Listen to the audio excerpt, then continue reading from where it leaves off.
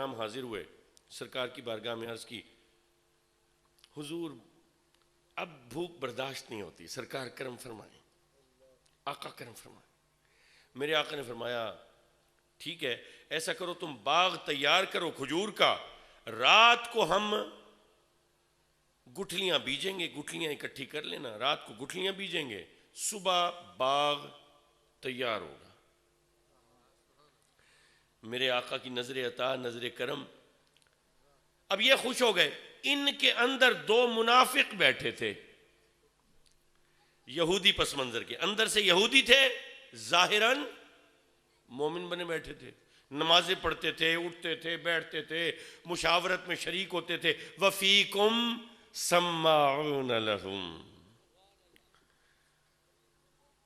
جب یہ بات ان کو پتہ چلی، انہوں نے سازش کے تانے بانے بنے، آنکھوں ہی آنکھوں میں کوئی پلاننگ کر لی۔ اب جب رات ہوئی، صحابہ نے باغ کی جگہ تیار کر لی، گوڈی کی ہوگی، ہل چلایا ہوگا، کھڈے لگائے ہوں گے، زمین کو ہموار کیا ہوگا، جو بھی طریقہ اختیار کیا، گٹھلیاں اکٹھی کر لیں۔ نماز ہوئی، نماز پڑھنے کے بعد عرض کی حضور گٹھلیاں بھی تیار کر لی ہیں اور باغ کی جگہ بھی تیار ہے، سرکار تشریف لے چلیں۔ میرے آقا کی قیادت میں یہ جماعت چل پڑی۔ اندھیرا تھا، میرے آقا نے اسی اندھیرے میں اپنے دست مبارک سے تمام گٹھلیاں بیجیں۔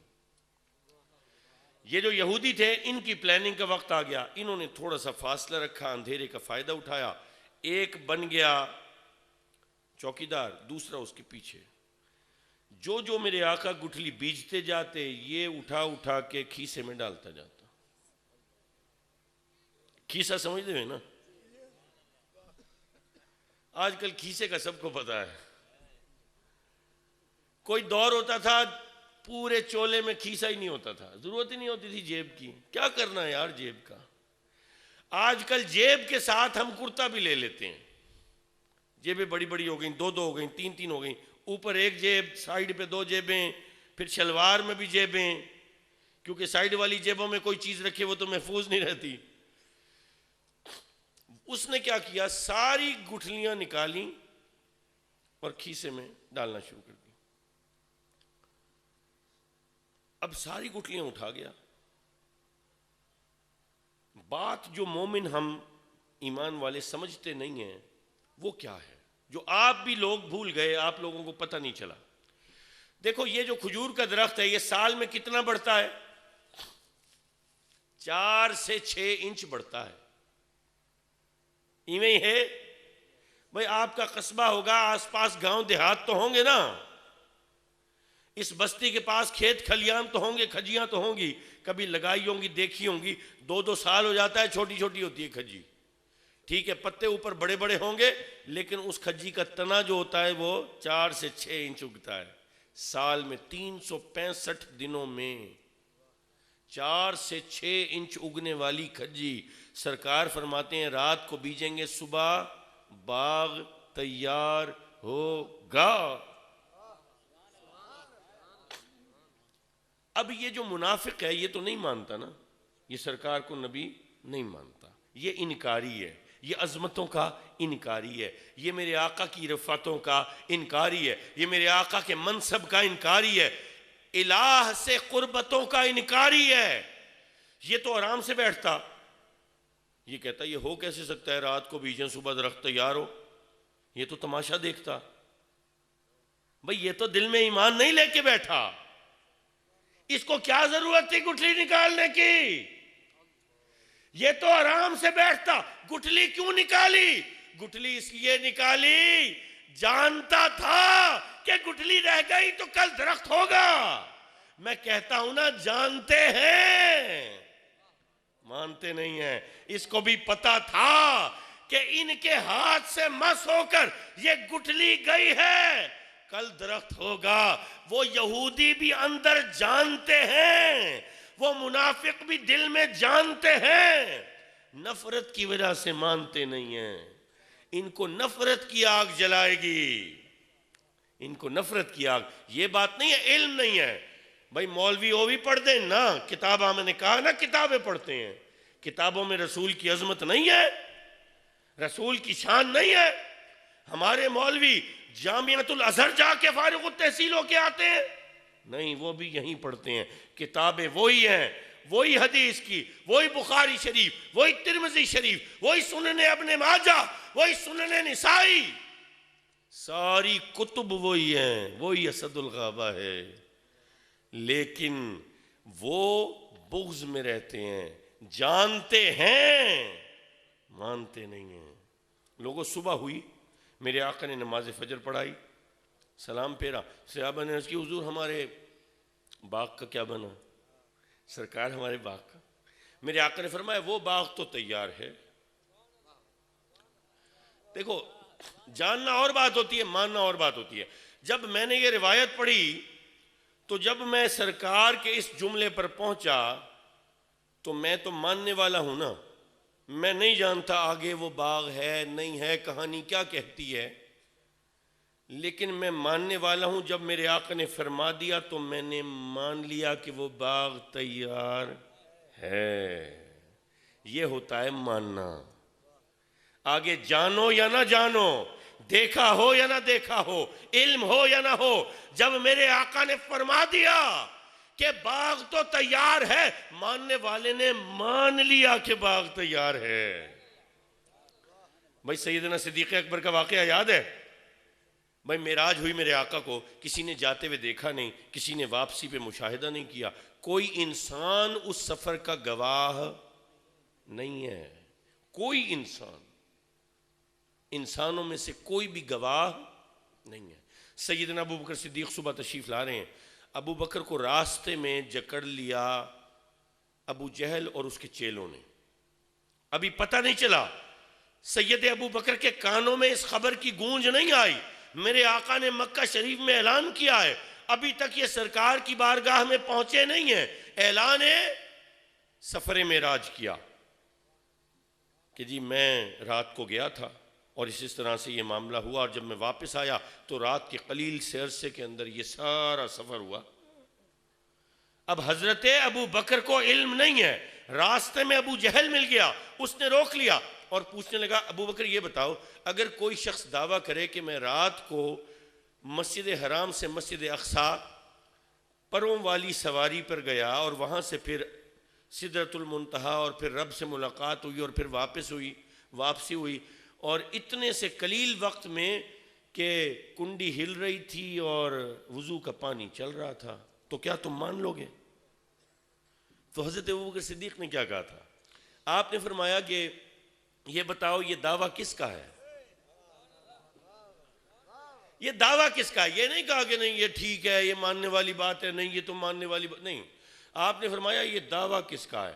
اب بتا نہیں رہا تھا، مجبوراً جب اصرار کیا تو بتانا پڑا، کہنے گا یہ تمہارے نبی کا دعویٰ ہے۔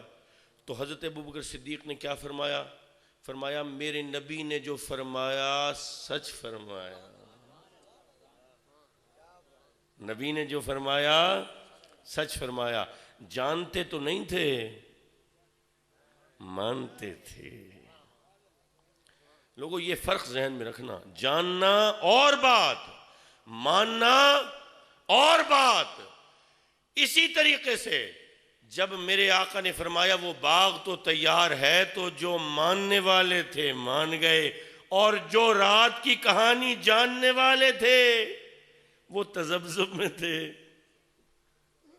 یہ جماعت میرے آقا کی قیادت میں ایک دفعہ پھر باغ کی طرف گئی تو اب عقل یہ کہتی ہے باغ چونکہ سرکار نے فرما دیا باغ تو ہے، اب دور سے دیکھا ہوگا اونچی اونچی لمبی لمبی کھجیاں خوبصورت میرے آقا کے حکم کی تابع وہ کھڑی ہوں گی، تو جو ان میں سے اس جماعت میں سے کچھ کے دل ہوں گے جو کھل اٹھے ہوں گے،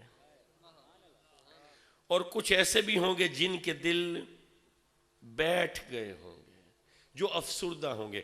بالکل اسی طریقے سے جیسے جب میلاد کا مہینہ آتا ہے، ابھی قریب ہوتا ہے، ابھی پہلی کا چاند نظر نہیں آتا، ابھی ربیع الاول یعنی ربیع النور کا چاند چڑھا نہیں ہوتا، کچھ کے دل پہلے سے ہی خوشی سے مسرت سے کھل اٹھتے ہیں، اور کچھ کے دل اس مہینے کی آمد پہ بیٹھنا شروع کر دیتے ہیں، وہ میسجوں پہ لگ جاتے ہیں یہ بدعت ہے، یہ شرک ہے، یہ فلانا ہے۔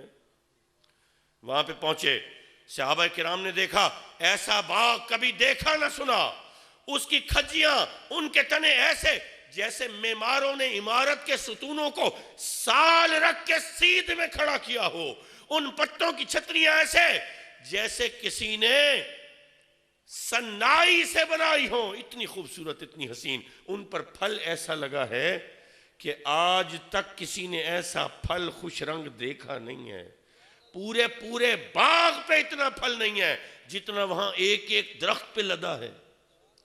پھل توڑا گیا، میرے آقا نے اپنے دست تقسیم سے تقسیم فرمایا، مومنوں کو بھی دیا، منافق ان کو بھی دیا، ان کو بھی دیا، کیونکہ میرے آقا تو رحمت للعالمین ہے نا، مومن کو بھی میرے آقا کے دست عطا سے ہی ملتا ہے، کافر کو بھی میرے آقا کے دست تقسیم سے ملتا ہے۔ جب دیا سب نے کھایا، اب ذائقہ ایسا کہ زبان نے پہلے ایسا ذائقہ چکھا نہیں،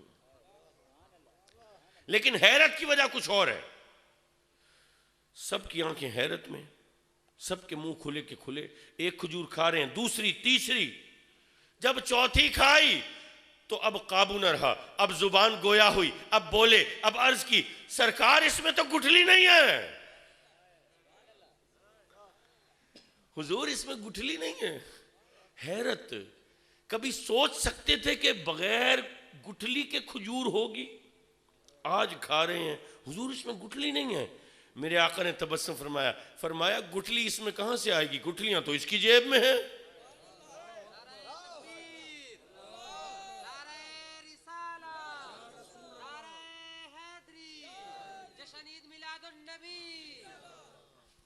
حاضرین محترم، کچھ لوگ کہتے ہیں نا کہ سرکار کو پتہ نہیں تھا کون مومن ہے کون منافق ہے۔ جس نبی کو یہ پتہ ہے، جس نبی کو یہ علم ہے کہ منافق کی جیب میں کیا ہے، اس کو یہ پتہ نہیں ہے کہ منافق کے دل میں کیا ہے۔ یہ جیب کی کہانی دل سے ہی شروع ہوئی ہے، یہ دل کے بغض سے نکل کے جیب تک پہنچی ہے۔ اگر نبی جیب کا حال جانتا ہے تیری، تو نبی تیرے دل کا بھی حال جانتا ہے۔ لوگوں، یہاں سے دو باتیں ثابت ہوئی ہیں۔ پہلی بات تو یہ ہے کہ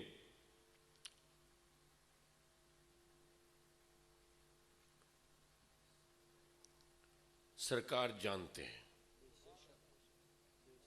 ماننے والے مانتے ہیں۔ دوسری بات یہ ہے کہ میرے آقا کے حکم کی تعمیل کے لیے ان کھجوروں کے درختوں کو گٹھلیوں کی ضرورت نہیں ہے۔ درختوں کو سرکار کا حکم وائے ہونا ہے۔ اب وہ درخت انتظار نہیں کرے گا کہ گٹھلی آئے گی تو میں ہوں گا۔ اگر درخت کو ہونے کے لیے، سرکار کے حکم کو ماننے کے لیے گٹھلی کی محتاجی نہیں ہے، تو نبی کے امتی کو میلاد منانے کے لیے دلیل کی محتاجی ہے؟ ارے دلیلوں کو رکھو پڑے، دلیل وہ جانے جو جاننے والے ہیں، ہم نبی کے ماننے والے ہیں۔ ہم بے دلیل میلاد منانے والے ہیں۔ کیوں؟ تم جانو، تم اپنے علم کو اپنے پاس رکھو، ہم ایمان لائے ایک اللہ پر، اس کے نبی کے صدقے، اس نبی پر ایمان لائے، اس نبی کی زبان پر، اس نبی کے کہے پر، اس نبی کے فرمان پر، اللہ پر ایمان لائے۔ لوگوں، جس کے کہے پر اللہ پر ایمان لائے ہوں، اس کا میلاد منانے کے لیے تمہیں دلیلوں کی ضرورت ہوگی؟ ماننے والے اور ہیں، جاننے والے اور ہیں۔ لوگوں، جاننے والے ہو یا نہ ہو، ماننے والے رہنا، نبی سے، نبی کی آل سے محبت کرنے والے رہنا۔ میری دعا ہے اس پنڈال میں جتنے لوگ ہیں، جتنے لوگ تھے، آئے چلے گئے، آنا چاہتے تھے نہ آ پائے، سب کے لیے دعا ہے اللہ پاک ہمیں نبی کی محبت، نبی کی آل کی محبت میں زندہ رکھے، مالک اسی حال میں موت دے۔ میرا اللہ جب اٹھائے جو اٹھانے کا دن آئے گا، جب اٹھائے تو نبی کے چاہنے والوں میں اٹھائے، انہی میں معاملہ فرمائے۔ وما علینا الا البلاغ۔